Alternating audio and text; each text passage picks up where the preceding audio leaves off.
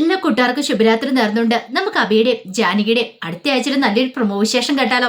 അങ്ങനെ അടുത്ത ആഴ്ചത്തെ വിശേഷം നമ്മൾ കാണുന്ന തമ്പിക്കിട്ട് അവസാനം നല്ല 8ന്റെ പണി തന്നെയാണ് കിട്ടുന്നത്. തമ്പി ഒരിക്കലും പ്രതീക്ഷിക്കാത്ത കാര്യങ്ങളൊക്കെയാണ് നടക്കുന്നത്. അതുപോലെ തന്നെ ജാനകി ആ വലിയ രഹസ്യങ്ങളും സത്യങ്ങളൊക്കെ തിരിച്ചറിയുവാണ്. അതിന്റെ കുറച്ച് വിശേഷങ്ങളൊക്കെയാണ് അടുത്ത ആഴ്ച കാണുന്നത്. കഴിഞ്ഞ ദിവസം നമ്മൾ കണ്ടു അവസാനം ജാനകിയോട് വിളിച്ചിട്ട് നിരഞ്ജന കാര്യങ്ങളൊക്കെ പറയണം. ആ പറഞ്ഞ കാര്യങ്ങളൊക്കെ അറിഞ്ഞിട്ടുണ്ട്. എങ്ങനെയോ ജാനകിയടുത്ത് എവിടെയാന്നുള്ള കാര്യം അവൾ അറിഞ്ഞിട്ടുണ്ടെന്നൊക്കെ പറയണം.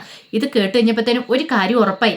അങ്ങനെ അറിഞ്ഞിട്ടുണ്ടെങ്കിൽ അവൾ മിക്കവാറും ഇങ്ങോട്ടേക്ക് അന്വേഷിച്ചു വരും. അതിന് ഇട കൊടുക്കരുത്. എന്തേലും ചെയ്തേ മതിയാവുള്ളൂ.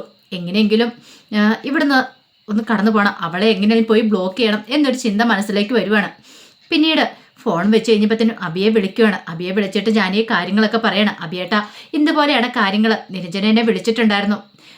അപർണയ്ക്ക് എന്തോ സംശയങ്ങളൊക്കെ ഉണ്ട്. എന്നെ പുറകെ ആരെയോ അവൾ വിട്ടിട്ടുണ്ടായിരുന്നു പറയണം. എനിക്ക് തോന്നുന്നു ഞാൻ ക്ഷേത്രത്തിൽ നിൽക്കുന്ന സമയത്ത് എൻ്റെ പുറകെ ആരോ എന്നെ ഫോളോ ചെയ്ത പോലെ എനിക്ക് തോന്നിയിട്ടുണ്ടെന്ന് പറയണം. അത് കേട്ട് കഴിഞ്ഞപ്പോഴത്തേനും അഭി പറഞ്ഞു, നീ പേടിക്കണ്ട, നിനക്കൊന്നും സംഭവിക്കാനൊന്നും പോകുന്നില്ല, നീ സേഫ് ആയിരിക്കും അവിടെ. അല്ല, ഒരു കാര്യം ചെയ്യട്ടെ, ഞാനൊരു ദിവസം അങ്ങോട്ടേക്ക് വരട്ടെ എന്ന് ചോദിക്കുകയാണ്. അങ്ങനെ വരുവാണെങ്കിൽ പിന്നെ അവളുടെ മനസ്സിൽ എന്താ ഉള്ളതെന്ന് എനിക്ക് അറിയാണ്ട് സാധിക്കും. അല്ലെങ്കിൽ ഒരു പക്ഷെ അവൾ ഇങ്ങോട്ടേക്ക് വന്നിട്ടുണ്ടെങ്കിൽ പ്രശ്നമാവെന്ന് പറയണം. അത് കേട്ട് കഴിഞ്ഞപ്പോൾ അബി പറഞ്ഞു, നിന്റെ ഇഷ്ടം എന്താണെന്ന് ചെയ്യുക. അല്ല, മേരിക്കുട്ടിയമ്മ ഇവിടെ ഉണ്ടല്ലോ, അപ്പം ഞാൻ അങ്ങോട്ടേക്ക് വരാം അബിയേട്ട എന്നൊക്കെ പറയണം. അങ്ങനെ അബി പറഞ്ഞു, ശരി ആയിക്കോട്ടെ, നീ ഇങ്ങോട്ടേക്ക് വാ, പൊന്നൂനും നിന്നെ കാണുകയും ചെയ്യാലോ എന്നൊക്കെ പറയണം. വന്നിട്ട് പിന്നെ കുറച്ചു നേരം കഴിഞ്ഞിട്ട് പോയാൽ മതിയല്ലോ, വേണമെങ്കിൽ ആ പൊന്നൂനെയും കൂടെ കൂട്ടിക്കൊണ്ട് പോരാന്ന് പറയണം. അത് കേട്ടപ്പോൾ അബി പറഞ്ഞു, തൽക്കാലത്തേക്ക് പൊന്നൂനെ കൂട്ടിക്കൊണ്ട് പോകണ്ട. കാരണം പൊന്നൂനെയും കൂടെ നോക്കാനായിട്ട് നിനക്ക് പറ്റില്ലായിരിക്കും. അമ്മയും പൊന്നൂനെയും കൂടെ ഒരുമിച്ച് നോക്കുകയെന്ന് പറഞ്ഞാൽ അത് ബുദ്ധിമുട്ടുള്ള കാര്യമായിരിക്കും. അത് മാത്രമല്ല, അവൾക്ക് ക്ലാസ്സും കാര്യങ്ങളൊക്കെ ഉണ്ടല്ലോ. അതുകൊണ്ട് നീ ഇപ്പം അവളെ കൊണ്ടുപോകണ്ട, നീ ഇങ്ങോട്ട് വന്നാൽ മതി എന്നൊക്കെ പറയണം. അങ്ങനെ കോള് കട്ട് ചെയ്തു. ആ സമയത്ത് അബി പിന്നീട് നേരെ സക്കീർ വക്കീലിനെ കാണാനായിട്ട് ചെല്ലുവാണ്. അങ്ങനെ വക്കീലിനെ കണ്ടിട്ട് കാര്യങ്ങളൊക്കെ പറയണം. എന്തൊക്കെയോ സംശയങ്ങൾ അപർണയ്ക്ക് കിട്ടിയിട്ടുണ്ട്. അപർണ ഉറപ്പായിട്ടും ആരെ ഒരു ആളെ പുറകെ വിട്ടിട്ടുണ്ട്. അതുകൊണ്ടാണ് കാര്യങ്ങളൊക്കെ ഇത്ര പെട്ടെന്ന് അറിഞ്ഞിരിക്കുന്നത്. അത് ഡേഞ്ചറാന്ന് പറയണം. ഇത് കേട്ടപ്പോൾ സക്കീർ വക്കീൽ പറഞ്ഞു, ഒരു കാര്യം ചെയ്യാം, അവൾ കണ്ടുപിടിക്കാതിരിക്കാൻ വേണ്ടിയിട്ട് നമുക്ക് വീട് മാറ്റിയാലോ എന്ന് ചോദിക്കുക. അത് നല്ലൊരു കാര്യം തന്നെയാണ്. കാരണം ആ വീട് ഇനി സേഫാന്ന് എനിക്ക് തോന്നുന്നില്ല. അവൾ കണ്ടെത്തി കഴിഞ്ഞു. അങ്ങനെയാണെങ്കിൽ എത്രയും പെട്ടെന്ന് അത് മാറ്റണമെന്ന് സക്കീർ വക്കീൽ പറയണം. അതിനൊരു കുറച്ച് 2-3 ദിവസമെങ്കിലും വേണം. പെട്ടെന്ന് അങ്ങനെ കിട്ടത്തില്ലല്ലോ. ഈ സമയം അബി പറഞ്ഞു, അങ്ങനെ ഒരു കാര്യം ചെയ്യാം, എന്തായാലും അവൾ ഇങ്ങോട്ടേക്ക് വരുന്നുണ്ട്, ജാനി ഇങ്ങോട്ട് വരുന്നുണ്ടെന്ന് പറയണം. അത് നല്ല കാര്യമാണ്. ജാനി ഇങ്ങോട്ട് വരുവാണെങ്കിൽ ഒരു പക്ഷേ അപർണയുടെ മനസ്സിലിരിപ്പോൾ എന്താണെന്നറിയാം. അവൾ വെല്ലുവിളിയൊക്കെ നടത്തുമ്പോൾ കാര്യങ്ങളൊക്കെ അറിയാലോ എന്നൊക്കെ പറയണം. പിന്നീട് അവർ നേരെ ആ ആർട്ട് ഗാലറിക്ക് ചെല്ലുവാണ്. അവിടെ ചെന്ന് ഫോട്ടോസും കാര്യങ്ങളൊക്കെ മേടിക്കും. അപ്പോൾ തമ്പിയുടെ കുറച്ച് ഫോട്ടോസൊക്കെ അവിടെ വരയ്ക്കാനൊക്കെ കൊടുത്തിട്ടുണ്ടായിരുന്നു. കാരണം 25 വർഷം മുമ്പുള്ള തമ്പിയുടെ രൂപം എങ്ങനെയായിരിക്കും, അത് വെച്ച് വേണം ഒരു കളി കളിക്കാനായിട്ട്. ആ രൂപം കൊണ്ടുപോയി രാധാമണി മത്സരം കാണിക്കണം, അതോടൊപ്പം തമ്പിയെ കാണിക്കണം. അത് വിശ്വാന്ന് പറഞ്ഞാണ് തമ്പിയെ കാണിക്കേണ്ടത്. രാധാമണി മത്സരം കാണിക്കേണ്ടത് 25 വർഷം മുമ്പ് തന്നെ നശിപ്പിച്ച അയാളുടെ മുഖം. അത് കണ്ടു കഴിയുമ്പോൾ ഒരുപക്ഷെ രാധാമണി വാരിസർക്ക് പഴയ കാര്യങ്ങളൊക്കെ ഓർമ്മ വന്നാലോ. അതായിരുന്നു അവിയുടെയൊക്കെ മനസ്സിലുണ്ടായിരുന്നത്. അങ്ങനെ ഫോട്ടോ വരച്ച് കിട്ടി. അത് രേഖാചിത്രമായിട്ട് കിട്ടി, അല്ലാതെ ഫോട്ടോ ആയിട്ട് കിട്ടി. നോക്കിക്കഴിഞ്ഞപ്പോഴത്തേനും സക്കീർ വക്കീൽ പറഞ്ഞു, ശരിയാ, ഇതുപോലെയൊക്കെ തന്നെയായിരുന്നു തമ്പി വന്നിരുന്നത്. കാരണം സക്കീർ വക്കീൽ പണ്ട് തൊട്ടുള്ള തമ്പീനെ അറിയാലോ എന്ന് പറയണം. പക്ഷേ എങ്കിൽ അബിക്ക് അത്ര ഇത് പോരായിരുന്നു. അബി പറഞ്ഞു, അല്ല ഇതുപോലെയായിരുന്നു ഇരുന്നതെന്ന് ചോദിക്കുക. ഇതുപോലെയൊക്കെ തന്നെയായിരുന്നു ഏകദേശം ഇരുന്നതെന്ന് പറയാം, കുഴപ്പമില്ല എന്നൊക്കെ പറയണം. തമ്പിയുടെ അത്ര ചായയും കാര്യങ്ങളൊന്നുമില്ല. കാരണം 25 വർഷം പിന്നിട്ടുണ്ടായിരുന്നല്ലോ. ഒരു കാര്യം ചെയ്യാം, ഞാനിത് അയാളെ കൊണ്ട് കാണിച്ചു കൊടുക്കാം, അയാളുടെ പ്രതികരണം എങ്ങനെയായിരിക്കുമല്ലോ അറിയാമല്ലോ എന്ന് പറയണം. അങ്ങനെ ഒരു ഫോട്ടോയുമായിട്ട് നേരെ അബി വീട്ടിലേക്ക് പോരുവാണ്. അബി വന്ന് കുറച്ച് സമയം കഴിഞ്ഞ് കഴിയുമ്പോഴത്തേനുമാണ് അങ്ങോട്ടേക്ക് ജാനകി വരുന്നത്. ജാനകി വന്നു കഴിഞ്ഞപ്പോഴത്തേനും അബി അങ്ങോട്ട് ചെന്നു. പിന്നീട് അവിടുത്തെ വിശേഷങ്ങളൊക്കെ തിരക്കുവാണ്. ഈ സമയത്ത് അബിയുടെ കയ്യിൽ ആ ഫോട്ടോ ഫ്രെയിം ഇരിക്കുന്നുണ്ട്. ഇതെന്താ അബിയേട്ടാന്ന് ചോദിക്കുക. ഇതാണ് ആ ഫോട്ടോ എന്ന് പറയാം. ഫോട്ടോ? ഏത് ഫോട്ടോ? നീ അത് തുറന്നു നോക്ക്, എന്നിട്ട് പല പരിചയം ഉണ്ടോ നോക്കാൻ പറയണം.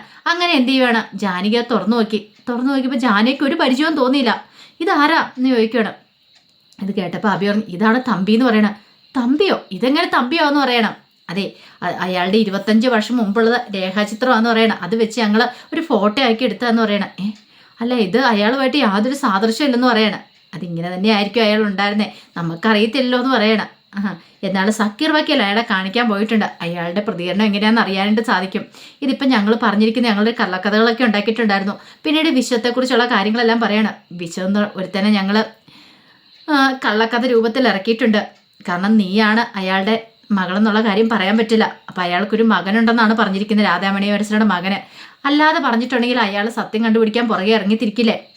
അപ്പം അയാളൊന്ന് പേടിച്ചിരിക്കുന്ന സമയമാണ്. ഈ ഫോട്ടോ കൂടെ കാണിച്ച് കഴിയുമ്പോഴത്തേന് അയാൾ ഏകദേശം ഒതുങ്ങിക്കോളും. അത് വെച്ചൊരു കളി കളിക്കാനാണ് ഞങ്ങൾ തീരുമാനിച്ചിരിക്കുന്നതൊക്കെ പറയണം.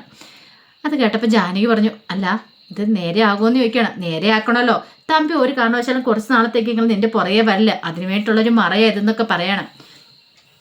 പിന്നീട് ജാനകി പറഞ്ഞു, ശരി ഞാൻ അമ്മയെ ഒന്ന് കണ്ടിട്ട് വരട്ടെ എന്നൊക്കെ പറഞ്ഞ് നേരെ അടുക്കളയിലേക്ക് ചെല്ലുമ്പോൾ പ്രഭാവതി അടുക്കള തിരക്കിട്ട പണിയിലായിരുന്നു.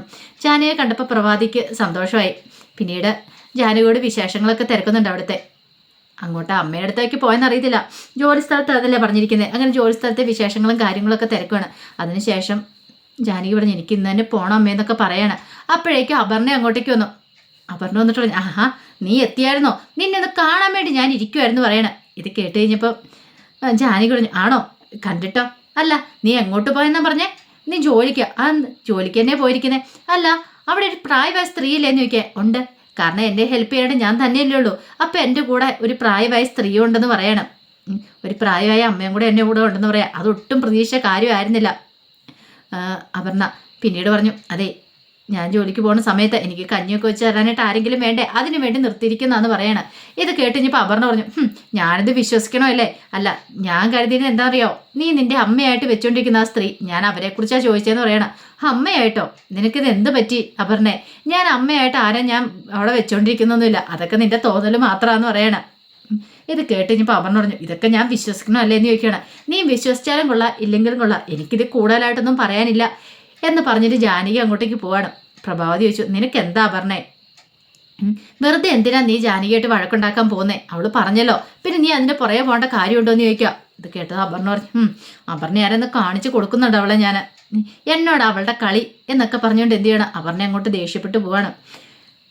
പിന്നെ കുറേ സമയം കൂടെ കഴിഞ്ഞ് കഴിഞ്ഞപ്പോഴത്തേനും പൊന്നൂസ് സ്കൂൾ വിട്ടു വന്നു. അങ്ങനെ പൊന്നൂസിനെയും കണ്ട് സംസാരിച്ചതിനെല്ലാം ശേഷമാണ് ജാനകി തിരികെ അങ്ങോട്ടേക്ക് തന്നെ പോകുന്നത്, രാധാമണി വരസയുടെ അടുത്തേക്ക് പോകുന്നത്. ഈ സമയത്ത് സക്കീർ വക്കീൽ തമ്പിയെ കാണാൻ വേണ്ടി വെയിറ്റ് ചെയ്ത് നിൽക്കുമായിരുന്നു. കുറേ കഴിഞ്ഞപ്പോഴത്തേനും തമ്പി വന്നു.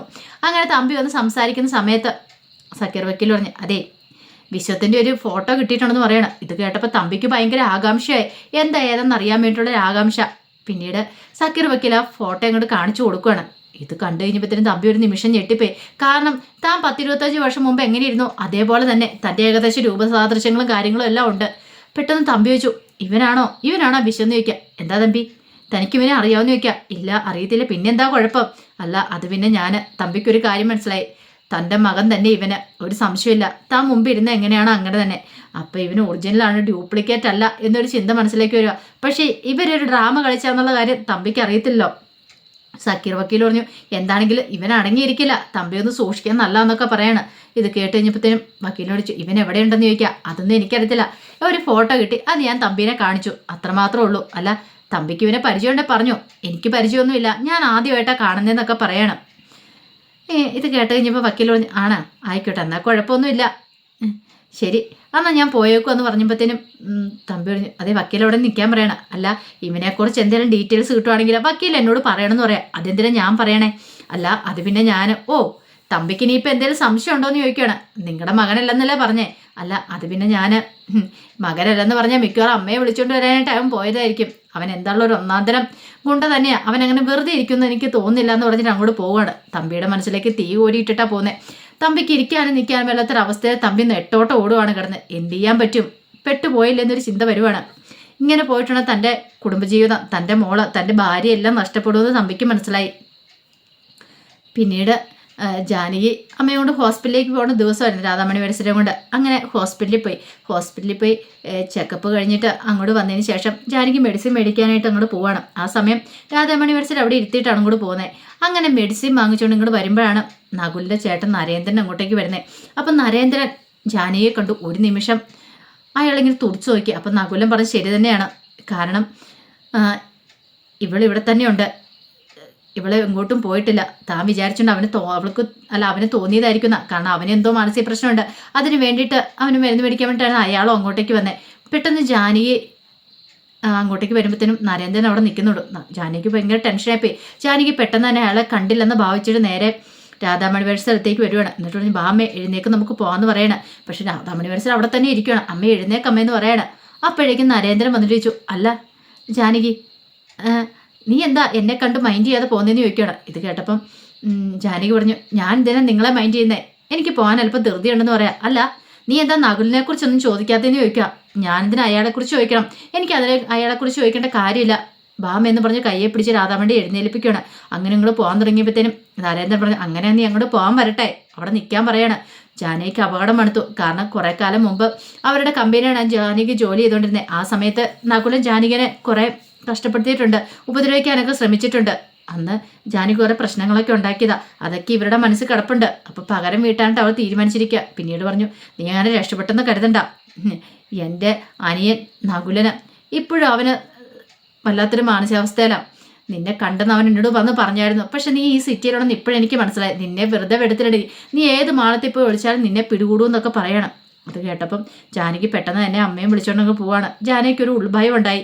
ഈ സിറ്റി താൻ സേഫ് അല്ലെന്നുള്ള കാര്യം മനസ്സിലായി. ഇവിടെ നിന്നിട്ടുണ്ടെങ്കിൽ ശരിയാകത്തില്ല, എന്താ ചെയ്യണമെന്ന് അറിയത്തില്ല. അഭിയോടിനോട് പറയാൻ പോലും പറ്റില്ലാത്തൊരവസ്ഥ. എങ്ങനെയെങ്കിലും അമ്മയും കൊണ്ട് എത്രയും പെട്ടെന്ന് പോകാൻ തന്നെ വേണം. മിക്കവാറും ഇവർ ഫോളോ ചെയ്യുമെന്ന് പോലും പറയാൻ പറ്റില്ല. ആ ഒരു ടെൻഷൻ ജാനകിയുടെ മനസ്സിലേക്കും വരുവാണ്. അങ്ങനെ ജാനകി അമ്മയും കൊണ്ട് അവിടെ നിന്ന് രക്ഷപ്പെടുന്ന സമയത്ത് നരേന്ദ്രൻ്റെ ഒരു കാര്യം തീരുമാനിച്ചു. തൻ്റെ അനുജനെ ഈ നിലയിലാക്കിയത് ഇവൾക്കൊട്ടൊരു പണി കൊടുക്കാൻ തന്നെ തീരുമാനിക്കുകയാണ്. ഇനി ഫുൾ വിശേഷം വരുന്ന കഴിയും പറയാം എന്തൊക്കെയായി തീരുമെന്നുള്ളത്. ജാനകി നഗലും തമ്മിലുള്ള പ്രശ്നം എന്താണെന്നും അപ്പം നമുക്ക് തിരിച്ചറിയാനായിട്ട് പറ്റും. അപ്പം അതിൻ്റെ വിശേഷങ്ങൾക്കായി നമുക്ക് എല്ലാവർക്കും കാത്തിരിക്കാം കേട്ടോ. ഒരിക്കൽ കൂടി എല്ലാവർക്കും ശുഭരാത്രി നേർന്നോട് നിർത്തുന്നത്. നന്ദി.